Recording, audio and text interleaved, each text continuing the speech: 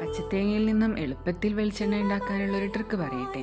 ചെറു ചൂടുവെള്ളം ഒഴിച്ച് തേങ്ങ ആട്ടിയെടുത്തിട്ട് നമുക്ക് തേങ്ങാപ്പാൽ ഉണ്ടാക്കാം. ആ തേങ്ങാപ്പാൽ നമുക്ക് ഒരു ദിവസം ഫ്രിഡ്ജിൽ സൂക്ഷിക്കണം.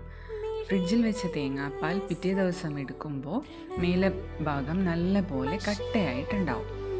ബാക്കിയുള്ള വെള്ളമെല്ലാം അടിഭാഗത്ത് ഊറിക്കിടക്കുന്നുണ്ടാവും. ഈ കട്ടിയുള്ള പോർഷൻസ് മാത്രം മാറ്റിയെടുത്ത് നമുക്ക് വെളിച്ചെണ്ണ ഉണ്ടാക്കാം. അടുപ്പത്ത് വെച്ച് ചെറിയ തീയിൽ വെച്ച് നല്ല പോലെ ഇളക്കിയെടുക്കണം. അപ്പോൾ നമുക്ക് വെളിച്ചെണ്ണ പെട്ടെന്ന് തന്നെ വേർതിരിച്ചെടുക്കാൻ പറ്റും.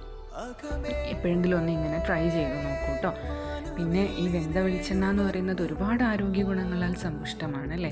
നമ്മുടെ സ്കിന്നിൻ്റെ പ്രോബ്ലംസിനും മുടി കൊഴിച്ചിലിനും എല്ലാം ഒരു നല്ലൊരു ഉത്തമ പരിഹാരമാണ്. ബാക്കി വരുന്ന ഈ ഒരു തേങ്ങാപ്പീര കൊണ്ട് നമുക്ക് അരച്ച് കറി ചേർത്താൽ നല്ല ടേസ്റ്റ് ആയിരിക്കും. നമ്മൾ വറുത്തരച്ച് കറി വയ്ക്കുന്ന ആ ഒരു ടേസ്റ്റ് കിട്ടും.